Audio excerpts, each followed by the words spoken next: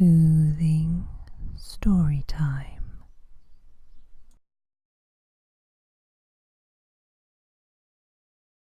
The Tree Muncher.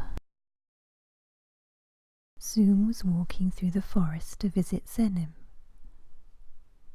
Zoom hadn't seen Zenim for several days and had made some bread to share. It was a little burnt, but Zoom hoped that Zenim wouldn't mind. Zenim liked crunchy. Zoom noticed some trees were a little different. Some had what looked like bite marks, as though someone had gnawed on them. Zoom was confused. No one Zoom knew ate the trees. Zoom couldn't think of a reason why someone would want to. But there were more damaged trees, more parts missing, bite marks. There was no sawdust on the ground. There were no thrown away bits of bark nearby. It really did look as if someone was eating the trees. Not a little creature. The mouth must have been as big or bigger than Zoom's. So who could it be? Zoom began to worry that Zenim had been alone for too long and was so hungry as to eat the trees. So Zoom hurried to Zenim's hut. Zoom knocked gently on the door. Zenim took a little while, but eventually out of the door came Zenim. Well, Zenim's head. Zoom said, "Hello." "Hello, Zoom. I bought you some bread. Are you hungry?" "Yes, I am very hungry." Zoom and Zenim sat down to eat. "Did you try eating the trees?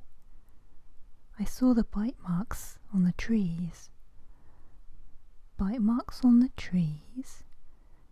"Yes, were you as hungry as that?" "No.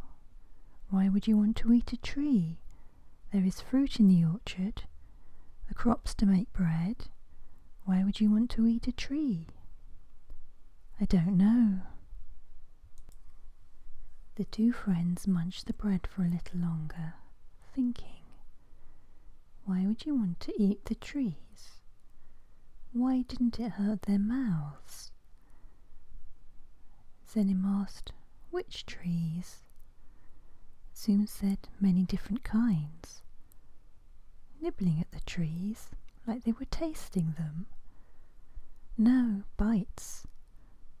"But some of them shouldn't be eaten. They will poison you. Do you think they are lying around here somewhere, poisoned?" "We'd better look."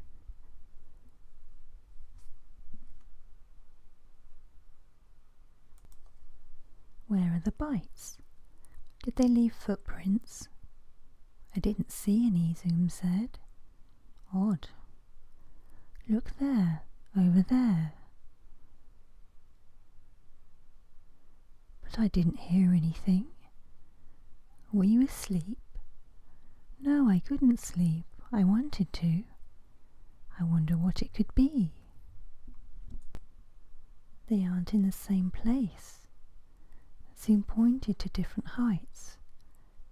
"It eats at different heights. More than one? A much shorter one? Several perhaps? Yes, several people who like eating big chunks of tree. They have strange tastes.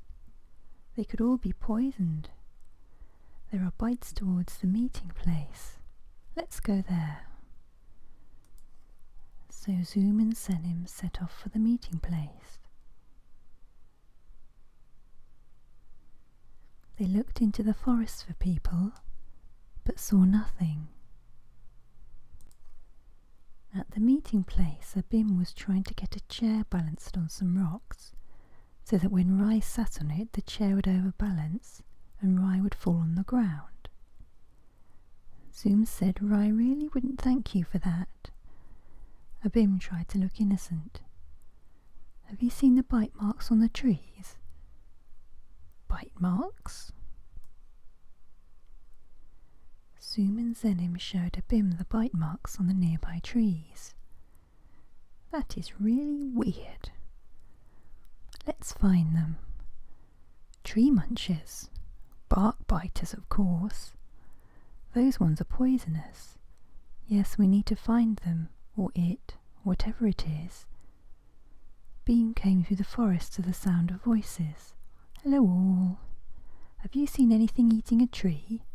No, why? The group looked around the bases of the trees for footprints. Abim started to think what on earth it could be. Then Abim began to think of all the ways the others could be fooled into thinking it was a scary monster. Then Abim began to worry that it was a scary monster, and crept a little closer to Zoom for protection.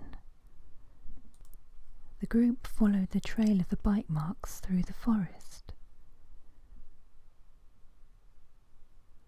Along the way they found Rai and Ket. Neither knew what it could be, or had seen or heard anything unusual.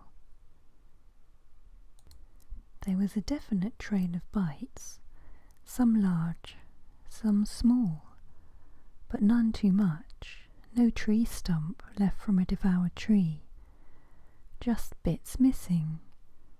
Some of the healing trees had already started to grow back. The group kept going through the forest till they arrived back at Zenim's house. There were now many bite marks in Zenim's house, in fact far more than the trees. Whatever it was liked to eat Zenim's house in particular. Zenim looked sadly at the house. A bit of roof fell in. There would be a gap where the rain got in now. It's not still in there, is it? Zoom went to see, opened the door. Hello? They looked around. Nothing. The furniture had big chunks missing out of it. The chair was barely there at all. Zenim became even sadder. Why does it hate me? It doesn't. It doesn't know you. It probably doesn't know who lives here. It has only eaten my things. You don't know that. It has eaten them more than the trees. Yes, but the sticks too. See? Here. It likes all the trees, not living trees. That is why. It isn't about you. It's just hungry. What is it though? I bet it hates me really. Abim said it might be eating my house now. Beam said we followed it and got nowhere. So what do we do now? Tempt it out with some sticks? Ket said it likes them. Lay a trail of sticks. Or a trap, Abim said. We could collect up all the sticks and logs that we don't need and put a trail to the big pile of them. Then what?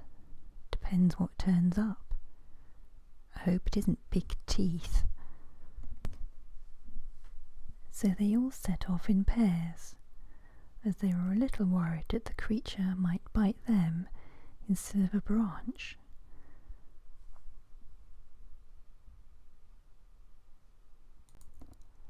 They laid a thin line of twigs leading to the meeting place, carrying as many branches and twigs as they could.